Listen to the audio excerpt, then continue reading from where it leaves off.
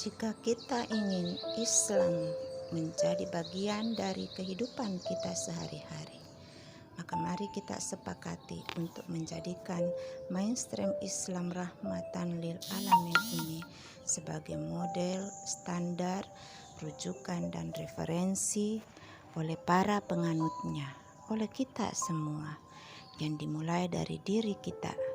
Dengan cara demikian, Islam semakin nyata kontribusinya dalam mewujudkan situasi yang kondusif, yang memungkinkan berbagai aktivitas masyarakat dapat berjalan dengan baik.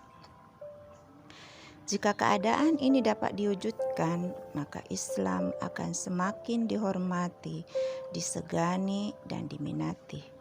Dan dengan cara demikian pula Islam tidak dijadikan sebagai berhala yang hanya digenggam, dianut, ajarannya dipuja-puja, tapi tidak pernah dimintakan manfaatnya bagi kehidupan.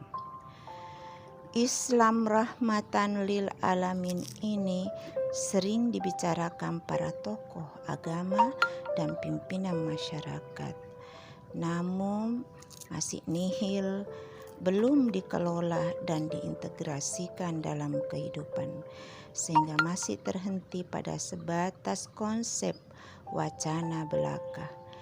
Jika ini yang terjadi, maka Islam rahmatan lil alamin bisa menjadi semacam berhala. Dalam kesempatan ini, saya ingin mengajak dan menawarkan sebuah cara bagaimana mengelola Islam rahmatan lil alamin agar menjadi nilai dalam hidup, menjadi culture, budaya dalam hidup kita. Lewat pengamalan konsep bagaimana si iman, Islam, dan ihsan itu sendiri.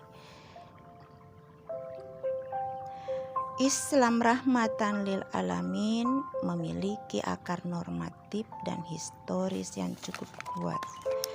Secara normatif, Islam rahmatan lil alamin dapat dijumpai pada misi pokok ajaran Islam, yaitu tentang iman, Islam, dan ihsan.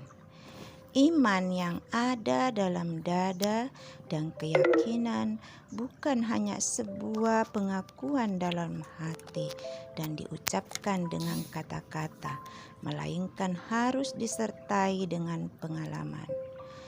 Iman tanpa pengalaman, tanpa aplikasi dalam kehidupan sehari-hari, iman yang tidak diamalkan dalam kehidupan sehari-hari adalah iman yang hampa, palsu, dan iman yang penuh dusta.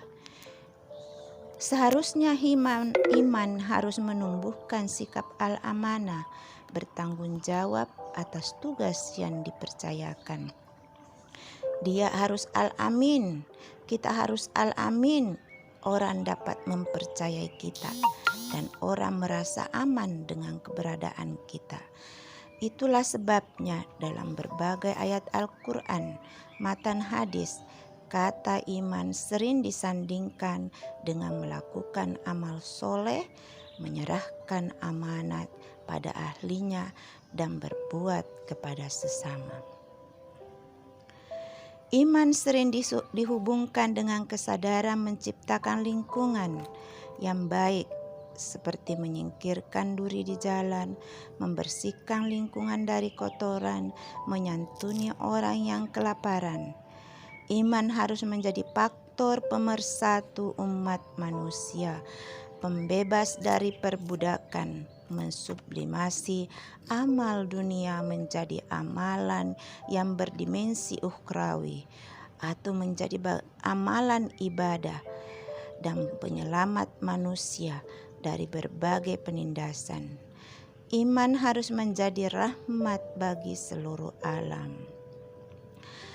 Iman selanjutnya dikaitkan dengan iman kepada malaikat, kitab, para rasul, dan hari akhir serta qada dan qadar atau ketentuan dari Tuhan. Iman kepada malaikat diharapkan dapat menumbuhkan sikap merasa diawasi sehingga tidak berani melakukan pelanggaran, dan dapat pula berarti meniru sifat dan cara kerja para malaikat. Iman kepada kitab juga dapat dipahami sebagai komitmen untuk memurnikan ajaran Tuhan di muka bumi. Iman kepada Rasul harus dipahami sebagai meneladani sifat dan kepribadian para Rasul dan menjalankan misinya. Iman kepada hari akhir diharapkan dapat menumbuhkan sikap bertanggung jawab atas segala perbuatan yang dikerjakan.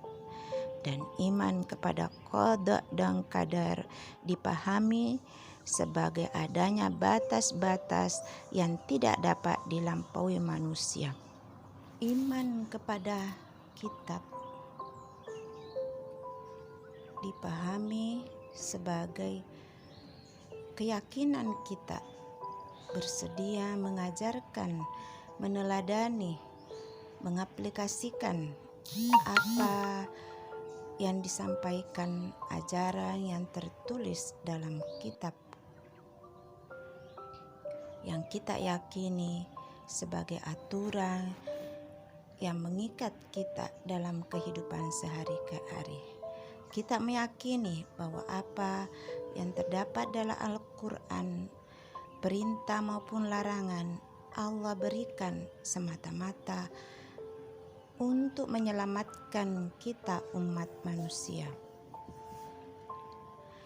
Sedangkan iman kepada para rasul, yaitu kita meyakini bahwa Rasul sebagai utusan Allah memiliki akhlak yang begitu sempurna sebagai umat manusia, dan dia adalah contoh teladan yang menjadi public figure buat kita dalam kehidupan sehari-hari. Sementara iman pada hari akhir diharapkan dapat menumbuhkan sikap bertanggung jawab atas segala perbuatan yang dikerjakan. Ketika kita yakin bahwa ada hari akhir, maka kita menjadi yakin